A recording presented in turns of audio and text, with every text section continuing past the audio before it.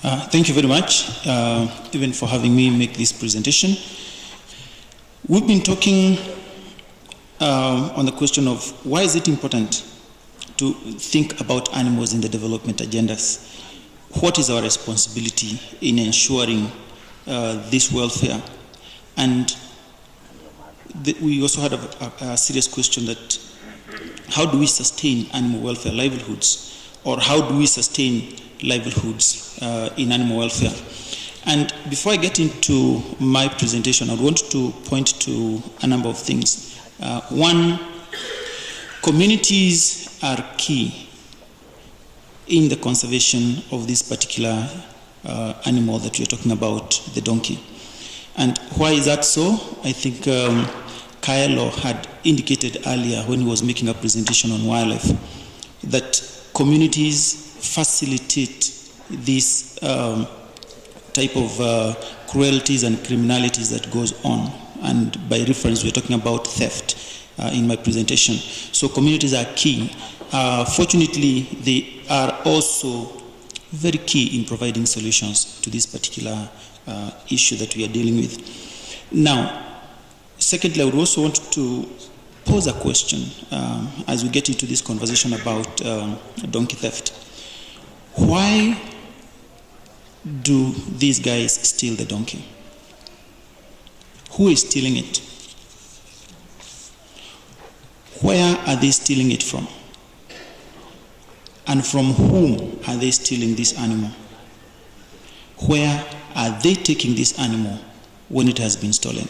I think this is a critical question that we need to ask ourselves as we get into this conversation about donkey theft and trade and its implication to communities across Africa.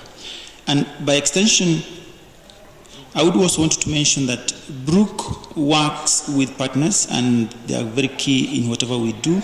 We work in 4 countries as Brooke East Africa, but we also have Brooke Ethiopia. We have Brooke West Africa that works in Senegal and Burkina Faso.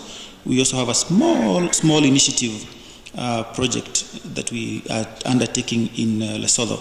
But cumulatively, our target is to make sure that donkeys, horses, and mules are free from suffering. And we do this through community engagement, where we're looking at impacting skills and compassion. We also engage service providers, ensuring that there is quality and sustainability of that service. And also we engage on matters of advocacy around policy legislation and practice. Donkey is an asset, and this is a critical starting point for this conversation that we are engaging in. And why is it important? It's because a donkey can be acquired, and there are reasons to which the owners acquire this animal for. A donkey can be developed. Most of these donkeys are trained to do particular tasks, but there are also some that are wild. If you go to parts of Turkana, you'll find some donkeys that are very wild there. They don't even know their owners. Donkeys can be transferred. And I want to make my presentation around the word transfer, because the transfer that we are talking about as far as theft is concerned is very involuntary. In one of the assessments that we conducted, we realized that 16% of donkey owners will be willing to sell their animals for slaughter, but 84% of the owners are not willing to sell their donkey. And the unwilling seller, and bearing in mind that the population of donkeys is declining very fast, that has triggered a series of thefts. I don't want to belabor on what these donkeys contribute. They are invisible helpers. They are at the center of our livelihoods. On matters of food security and value chain, they are key. On matters of climate change, they help us quite a bit in even in situations of drought, in situations of famine, in situations of floods. They are very key. What you find there on that slide is that critical testimonies showing that donkeys are key lifeline of communities. Unfortunately, in the last 1 year, particularly within the Kenyan jurisdiction, when donkey slaughterhouses were licensed, there's been a spate of donkey stealing that has gone on. And this is a very sad situation that we are facing ourselves in as a country. And these particular thefts and killing of donkeys illegally has seriously impacted on the welfare of the communities. And remember earlier on I had posed the question of why are the donkeys stolen? And the anecdotal evidence that we have is that majority of those donkeys end up in the slaughterhouses. Some of the donkeys that are stolen end up being reused by someone probably who just wanted an animal to use. Some of those animals that are stolen end up in our plates as beef, but where owners buy unwillingly or unknowingly that they are buying that particular animal. But the devastation that we are talking about is where donkeys are being stolen and skinned in the bushes. And this is evident in the media. Every morning that we wake up, almost every other week, there's a media item that particular donkeys have been stolen in Trans Nzoia, in Mwea, in Arusha, in Dodoma, and particularly the cross-border aspect where donkeys are being now being stolen from Tanzania and Uganda and crossing over to Kenya. That cross-border issue is a critical issue that we need to address. I think Alex mentioned quite a number of countries have taken action against the slaughter, but I was listening to the presentation on wildlife, and I realized that there are lots of lessons that we can learn as equine and donkey welfare organizations that are particularly looking towards on protecting this particular animal. And one critical lesson that as an organization we've been looking into is that communities are the best line of defense in protecting donkeys from theft. Remember I said that majority of these owners are not willing to sell off their animal. And so we are having a lot of involuntary loss of these donkeys through theft.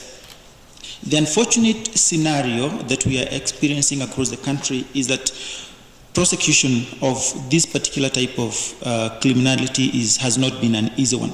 One, because of even the owner's willingness to prosecute that particular case. They are not willing to take it beyond reporting to the police. And majority of them are even not willing to report that their donkeys has been stolen. Also, there is a lot of laxity and lack of interest by the law enforcement agencies, particularly the police. So when you talk to them and you tell them that you want to report a case of a stolen donkey, nobody wants to give you audience. And also, there are other issues when it relates to prosecuting this issue, and I think this is an issue that we will discuss with the ODPP further, issues to do with the chain of custody. I remember a few weeks ago we had a case of 40 donkeys that were confiscated in Narok, and there was a bit of issues around chain of custody. Beyond the question of what are the points to prove in scenarios like that. One, a donkey has been stolen. Two, it has been there's a carcass and someone can identify that this was my donkey. The skin is missing, some specific body parts are missing. So that scenario on prosecution, I think it's something that we need to encourage and also figure out how best do we deal with this case of prosecution. Now, recognizing that communities are the best line of defense to donkey theft, as an organization, we've invested in engaging these communities and finding sustainable solutions from them, because we realize that community problems have community solutions. And early this year, around May, we launched a community competition.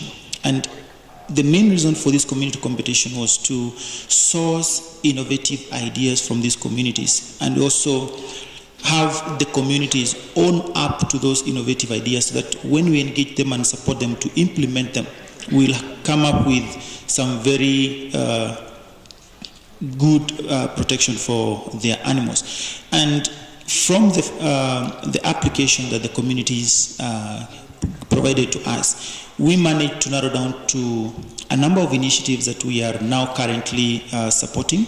We probably be sharing some of the results from these particular initiatives as we move on along the implementation path. This includes technology, core and neighborhood surveillance and tracking system, and I think I'm happy to have the KK security because there's some innovation around that, and also establishment and registration of a system of identification and proof of ownership, because once a donkey has been stolen, how do you identify that this donkey is yours?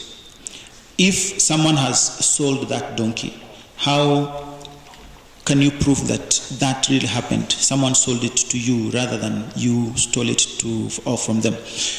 Alarm and alert systems. This is also another project or an activity that one of the communities have proposed, and we're supporting them to do that. And then we're also looking at integration of donkeys along other animals. You realize that mostly along the pastoral communities, donkeys is usually sidelined. But with the spate of thefts that are going on, communities are proposing to integrate these donkeys, and there are some small initiatives in there that they are proposing. Issues to do with shelters, they have also proposed, and we are supporting them to do that. And in more particular, awareness initiatives to protect, care for, and enforcement of laws. And on this particular front, one of my proposal and request to COI and ODPP is to have a conversation around how do we engage the law enforcement agencies to tackle this particular issue. It is now common, and I would really want to mention that donkey theft and illegal killings are criminal activities, and these are prosecutable based on what Dr. Mbaka of KVB mentioned this morning.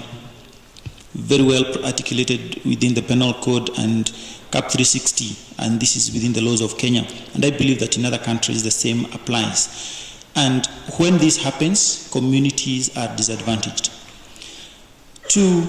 Current levels of trade in donkey products may not be sustainable and could lead to donkey population decline and corresponding declines in economic opportunities for communities. That's, again, another open secret that we have to deal with. And one other thing is that uncontrolled offtake, and you've seen from the numbers that Alex has shown, that uncontrolled offtake through legal trade is also negatively impacting on donkey populations, and it's something that we have to deal with. The Kenyan scenario is a bit complex, where we have donkey meat licensed or legalized as a food animal. Donkeys legalized as a food animal. And so by that act, we have slaughterhouses licensed to operate, but we have to deal with that issue. And finally, the issue of owner protection and conservation of donkeys is a critical thing that we have to deal with. And so, in addition to protection, as an organization, we're also doing some other small things whose ripple effect is extraordinary, and these are some of the things that we are also seeing. Besides partnership, besides protection, we are also engaging in partnerships. We are also engaging in collaboration and information sharing, and we are also keen on awareness creation so that people can take responsibility of their assets. Security begins with you, and that is something that we can do on our own. But there comes that question that the former US president kept asking, can we? And we always said, yes, we can. And so that question comes to you, can we end theft and illegal killing of donkeys? I think, yes, we can. Can this audience do more about protection? I think we can. And can this audience do more about regulating the trade? Can I hear yes, we can? Thank you very much.